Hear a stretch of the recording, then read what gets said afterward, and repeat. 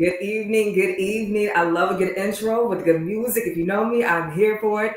My name is Persia Nicole from 92Q, and tonight it is all about keeping the lights on with the Maryland Public Service Commission. Our guest this evening, as you see in front of you, will help shed some light on the worlds of utility regulation, what policies are in place to protect customers, and what resources are available to assist you.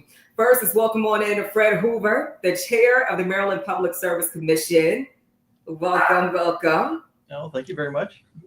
And then Stephanie Bolton, the director of the Commission's Consumer Affairs Division. Welcome in. Oh, thank you for having us. Absolutely. Now, let's first talk about, Mr. Chair, what does a Public Service Commission do? For those people who do not know about it, what exactly does the Commission do? So the Maryland Public Service Commission was created by the Maryland General Assembly to regulate what are known as public utilities. And those are the companies that provide electricity, natural gas, and telecommunication services. And they had been, in the past, complete monopolies. And so therefore, the government decided that in order for these companies who provide what we refer to as essential services, electricity to your house, natural gas to your house, and telecommunications, that in order for them to raise the price of their service and to guarantee that they provided reliable and safe service, there needed to be a government agency that supervised them. And so we have general supervisory powers over the utility companies. And in the Baltimore area, we're talking about Baltimore Gas and Electric as the main provider of electricity in the city of Baltimore. And I want to remind you, as we're having the conversation tonight, we do have about 30 minutes, but you can ask the questions in the chat. It'll be pop right back on the screen, and we can make sure we get them answered tonight. Also, if you are, in and out, if you're cooking dinner or whatever you might be doing, you can also watch us later on as well. Now, what does PSC not regulate? Of course, it's regulations. The one essential service that we do not have any regulatory authority, and this may disappoint some of your listeners, is water companies that are run by government entities. So the Baltimore City Water Department, we have no regulatory authority over that, just as we do not have any regulatory authority over the water company that serves Montgomery County and Prince George's County, the WSSC. We do regulate what are known as private water companies. And in certain parts of the outer suburbs of Baltimore, there are in fact some private water companies. We do regulate them. But we also don't regulate cell telephone service. The telephone service that we regulate is the old-fashioned landline service that used to be provided by the telephone company, and we don't regulate either internet or cable TV. So those services are considered to be competitive entities, and so therefore don't require any government supervision. Some more that I get sometimes are oil and propane. We do not regulate those. Right. And sometimes we get calls related to energy assistance, and that is a separate government agency. We do not regulate other government agencies. Which is good to have that conversation and the breakdowns. A lot of people are like, hey, can you help me with this? Or, I'm having issues with this or this problem. But now you know for sure these are the things that you regulate and you do not regulate. Working in consumer affairs, steering people towards where they need to go, whether it's us or a different entity, is so much of what we do. Mm-hmm. So my team handles complaints from the public, as well as questions, general inquiries, and our main role in consumer affairs is in compliance, making sure that the utility companies follow the rules, and also sharing information, resolving disputes.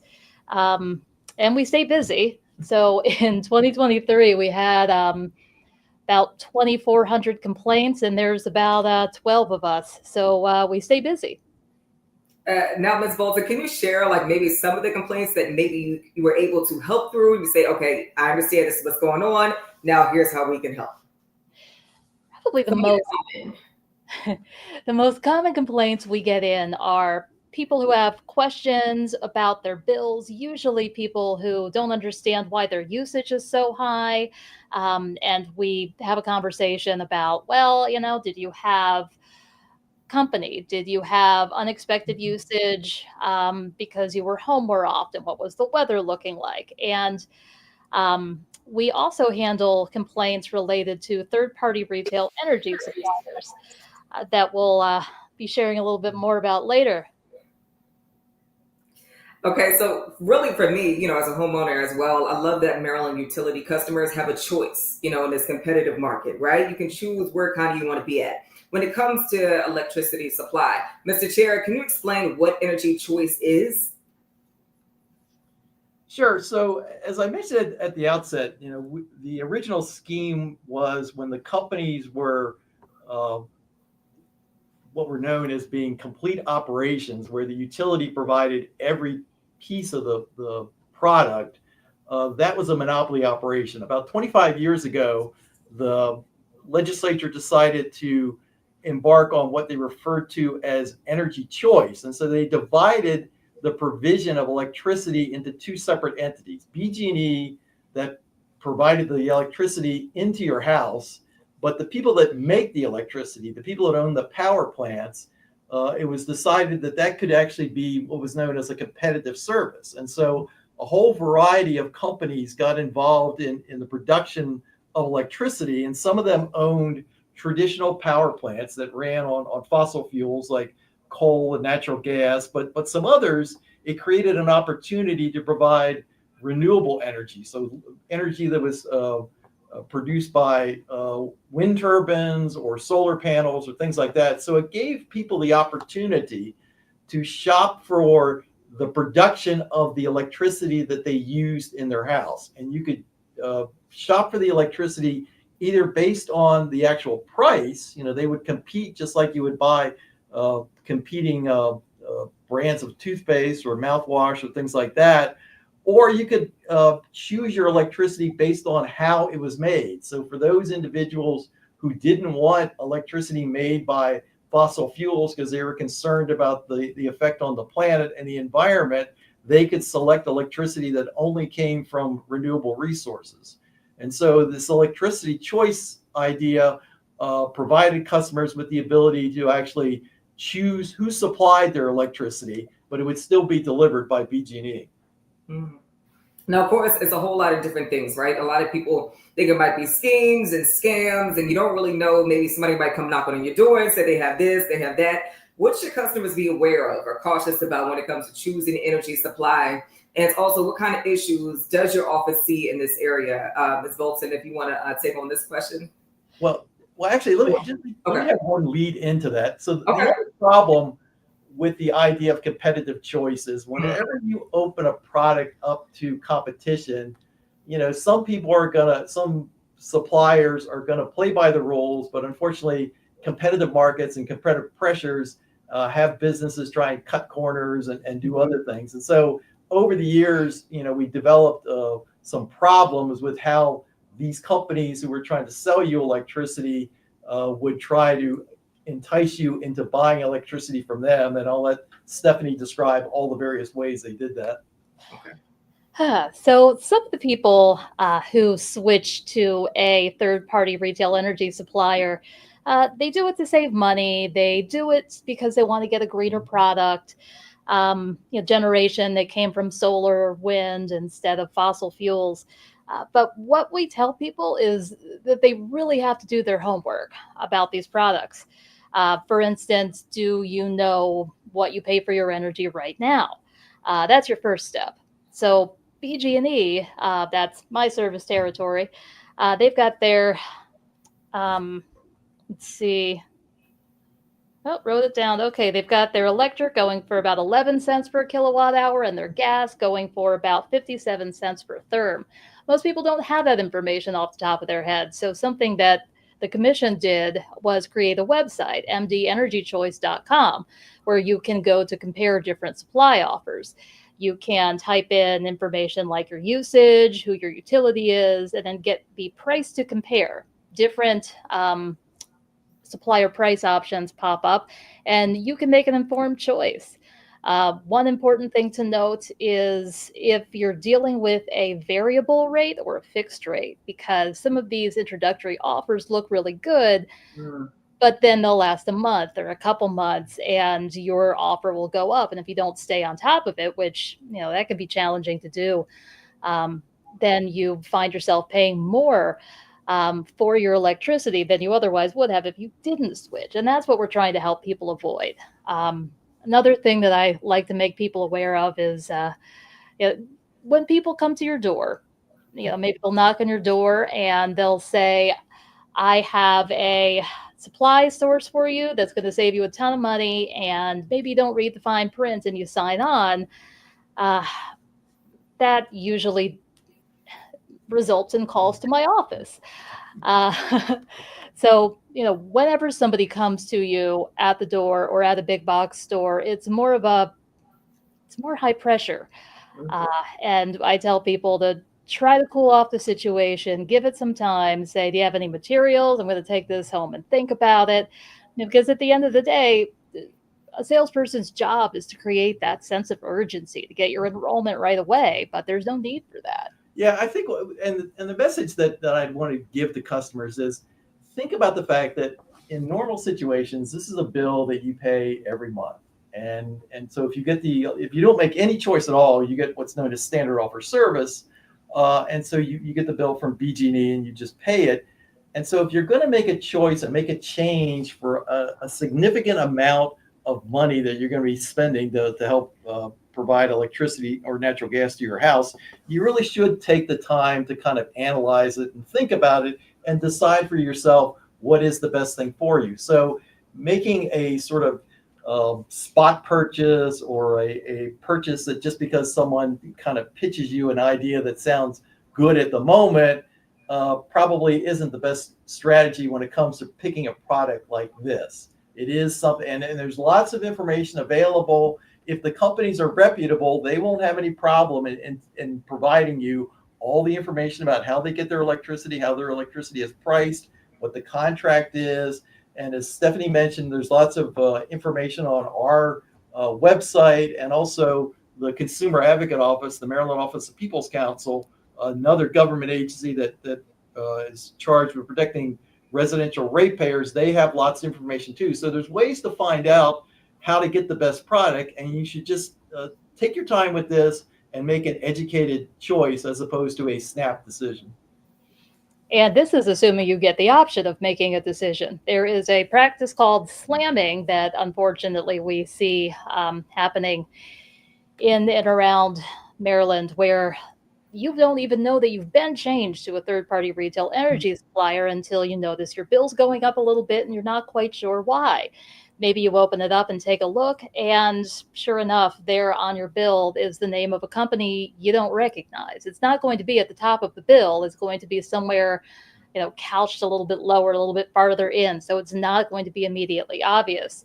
So the way this happens, it happens through a variety of different channels, but the way that we see most is somebody comes to the door and gets the person who answers, maybe it's a homeowner, maybe it's not, to give to bring out their bill.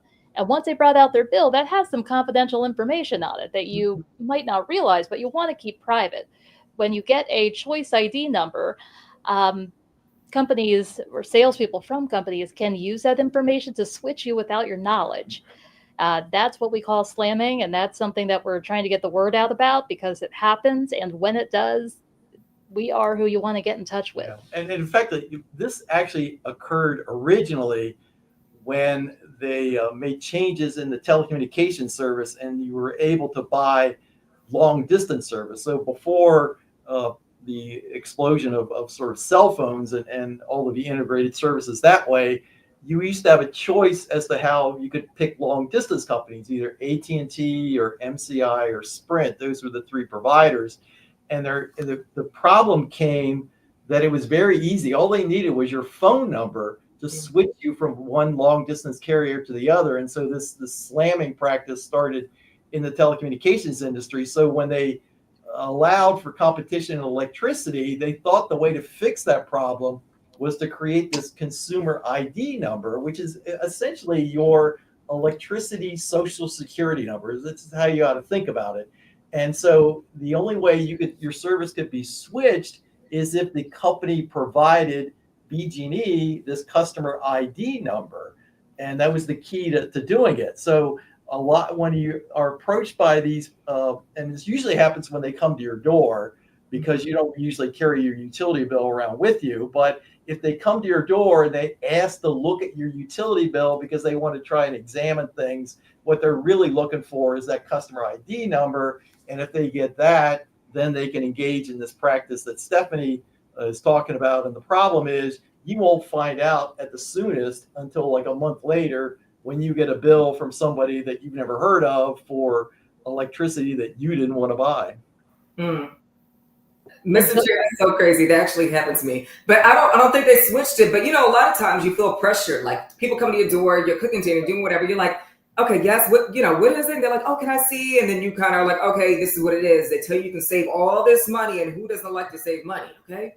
And then it comes down to it, and then they get the information that they weren't supposed to have. But as someone who was trying to save money, you don't even realize that. Yeah, and Stephanie mentioned earlier this problem about what's known as variable rates, and so the problem is this: when the people who produce electricity, it's a product that is subject to a lot of different factors.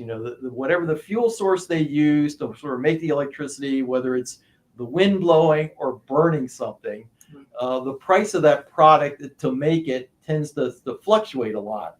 And so if you have what's known as a variable rate, the company essentially is allowed to charge you whatever it costs them to procure the electricity for themselves that they're supplying to your house. And that's, a fair contractual situation if you agree to it. And you can sometimes save money when, if they have a situation where the price of making electricity is relatively low, but you're subject to wide fluctuations when there are extreme situations. And the two situations you need to be concerned about are when the weather gets really, really cold, the so-called polar vortexes, which we've had in Maryland over the last few years, or the flip side, when we have the lovely summer weather when it's 100 degrees and 100% humidity for like a week or so, and you're running your air conditioner at full tilt. If you have a variable rate, you're going to wind up paying whatever it costs them to get electricity. And in those extreme weather situations, that's when we see the price of electricity to make electricity skyrocket. Now, I do have another question too, because when you talk about protection in your home when people come to your door and things, if you want to learn about maybe in that moment how they can save you money instead of showing them your bill, is there another option for that? Is there something that they may have and you can ask, oh, what do you have these type of different variables? What are some questions you can ask? Well, I think it, and then Stephanie can probably be more specific on this, but again, asking questions about, particularly the contract terms. So you want to find out from them, if they're going to say, we can offer you a price for electricity, and they'll usually refer to it as per kilowatt because that's sort of the magic term for how we price electricity. And they'll say our price per kilowatt is so much lower than what you get from the standard offer service or from our competitors. So the questions you need to ask them is, well, how long can you guarantee me that price? Is this price going to be good for 6 months, a year, 2 years, 3 years? And then the other thing you want to find out from them is the other sort of terms of the contract. So if you sign up with them and make an agreement to have electricity provided by them, and you decide somewhere down the road you find a better product, or you're just not satisfied with them, is it going to cost you to get away from them? If you've signed a contract for a year and you decide after 6 months, I want to leave, are they going to try and charge you a price for leaving? The other thing you want to do is, and you have to be careful of, you may agree to a contract with them for a year, but the contract has the capacity to automatically renew itself unless you take a specific action to say, I don't want to renew this contract. And you have to be very careful in finding out from them what are the ways of how, if the contract is for a year, at the end of the year, do I have to do something to end this contract or renew this contract? Or is it going to renew on its own because I don't do something? And because they'll send you information about it, but they tend to not highlight the fact that, oh, you have to take action at a certain point, otherwise something's going to happen. So the do nothing option at the end of the contract can sometimes be harmful to customers. And you can request a paper copy of your contract. A lot of times now, when people come to the door, they're going to come not with, papers for you to sign. They're going to come with a tablet, and they're going to scroll through, and you can scroll through. You should scroll through before you sign anything. But, at the end of the day, they're going to leave, and they are going to send you a signed contract to the email address you provided. And, if you don't use your email too often, maybe it goes to spam, maybe they mistyped something. There's a lot of things that can go wrong and make it that much harder for you to communicate with the company that you just contracted with. It is certainly legal to sign on the tablet instead of on a piece of paper. I think we've all DocuSigned so many things at this point in our lives now, but having an actual paper copy can make it a lot easier for you to find useful information, like who to get in touch with if you're having, remorse or regrets, or even who to get in touch with if you go back and read through the contract and you say, hey, I signed this, but what I am reading is not what the person at the door was saying. That's something we call misrepresentation, and that's as much of a problem as slamming. And that is something that our office can help you with as well. Yeah, when it comes to the slamming and, of course, misrepresentation, a new, of course, energy choice law that passed last year that strengthens the consumer protections. What are some additional changes that are on the horizon that can protect us? Let's talk about that too. Well, there's some. So this law was enacted because, as I mentioned, we've had this retail choice option in place for 25 years. And I think the members of the General Assembly had heard enough complaints from their constituents about sort of bad practices by companies that operated in this, that they felt that they needed to do a fairly dramatic revision of how these businesses operate. And so there's some provisions of this law that actually are going to affect the companies that operate in this sphere, one of which is they were originally required to get a license to operate in the state of Maryland from the Public Service Commission. But once they got that license, that was it. I mean, they got it forever. And so now the General Assembly decided that all of the companies that offer this kind of product are going to need to get relicensed. Just like you have to renew your driver's license, these companies are going to have to renew their business license, so they come back in before us. So it's going to give Stephanie's folks and the other staff here at the Public Service Commission a chance to sort of examine how things have been going with these companies, how they've been operating, making sure that they understand the rules of the road and the regulations that apply to them. The other thing that the General Assembly did was they actually started to put some consumer protections and guardrails on the types of business practices and selling tactics that these companies can now engage in to try to restrict the ability for them to create opportunities for them to misrepresent or slam or do things like that. So it's a fairly broad-ranging piece of legislation that was designed to really provide with fairly significant consumer protections. Now, the one thing they did do, though, is they did try to sort of open up the market for renewable electricity. I think what the intent was to see if we can encourage more companies to provide so-called renewable energy products. So electricity is made from wind, from solar and other renewable products, to get more people to consider buying that type of electricity, because I think the thought was that not only would you get electricity for your house, but you could also help contribute to dealing with the climate change problem. And I don't know if you want to add other provisions from that law or not. So in addition to the new licensing requirements for companies, and us being able to kind of take a look at their complaint record and other factors in relicensing them after that first 3-year period. And by the way, complaints against companies are available on our website. We have reports on that if your viewers wanted to check it out. But there's also a licensing requirement for salespeople. So the people who go door to door are not necessarily even representatives of the company. They might not be employees of the company that they're signing people up for.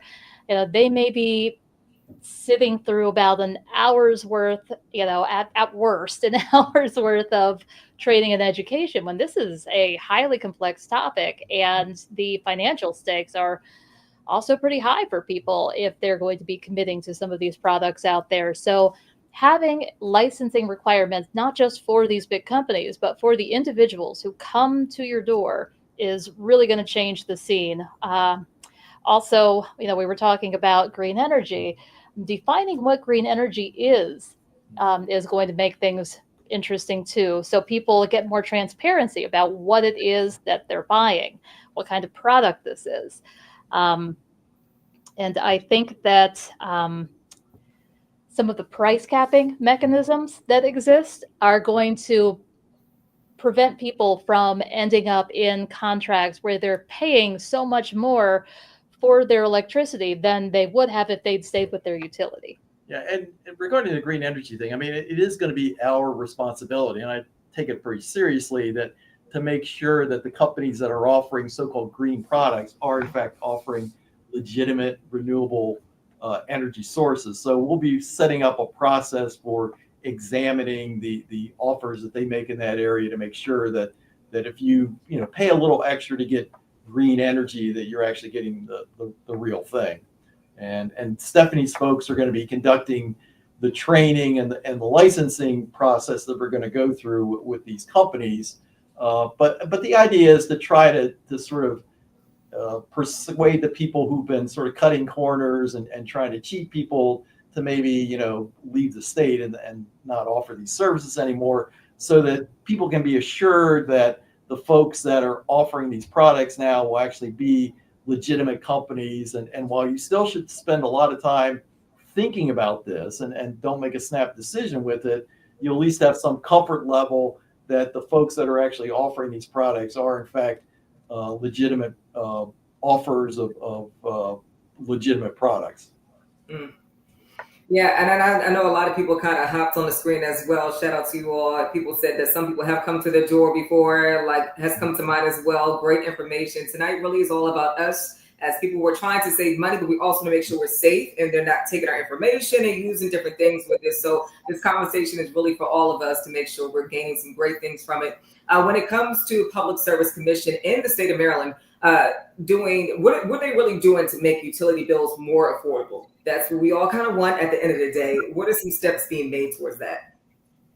So, I mean, there's a variety of things that we can try to do, but we do this actually in concert with a lot of different government agencies.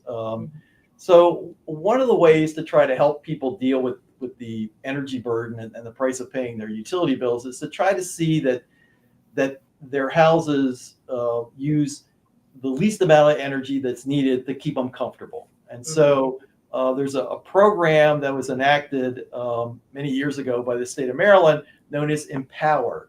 And it actually requires the utility companies to offer products, services, advice to homeowners, to renters, to anyone who has electricity coming to their residence on ways to save on the use of electricity. And so some of that is making improvements to your house. Some of it's just in practices and devices and things like that.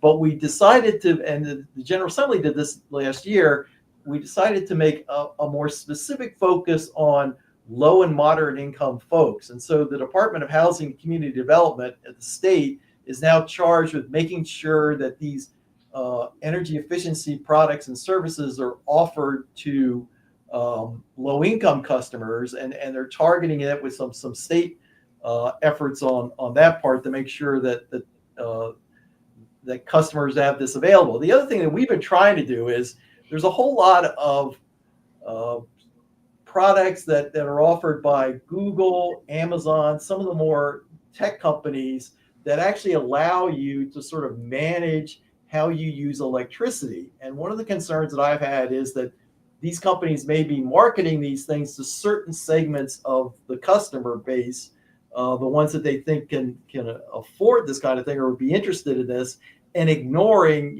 other parts of the customer base. So I want to try to make sure, and we don't have any regulatory authority over these companies, but we've been trying to use the art of persuasion to encourage them to offer these products and services to all customers, because folks that have lower incomes probably could use these services a lot more than some of the folks that live in the suburbs. Mm-hmm. And then the other couple of things that we're doing here at the Public Service Commission is we actually have a proceeding where we're examining the price that's being charged customers and trying to figure out the way, if there's a way to factor in what's known as the energy burden. So, what a person pays for electricity as a percentage of their income varies, from demographic levels. And so we're trying to examine ways to figure out a rate that can be more accommodating for customers that have less resources. And then the final thing we're doing is an examination of the billing and collection practices that the utilities undertake if someone can't pay the bill, what actions the companies can do regarding maintaining their service. And so we're having hearings on that. So it's sort of a multi faceted effort to try to deal with the issue of helping people keep the lights on, literally. Well, that's what, of course, tonight is all about, keeping the lights on, making sure we're maintaining that. Thank you so much, Mr. Hoover, Ms. Bolton, for this phenomenal conversation. In closing, what is the website people can go to? Of course, we have everything on the screen, but just closing, where they can go for any information, resources, and more. So you can check out our websites, psc.state.md.us. And I know that that's like an acronym mouthful. So if you just Google Maryland Public Service Commission, you're going to get it. In addition, MarylandEnergyChoice.com. I'm sorry, it's the abbreviation MD for Maryland. MDEnergyChoice.com is where you can go to find more information about retail energy shopping. And you can also give my team a call at 410-767-8028. That'll take you to the Consumer Affairs Division. Again, the number is 410-767-8028. Thank you so much again, Mr. Chair and Ms. Bolton. Have a phenomenal night. And of course, we're going to keep these lights on. Okay, thank you very much. It's been a great conversation. Thanks for having us. As well, thank you.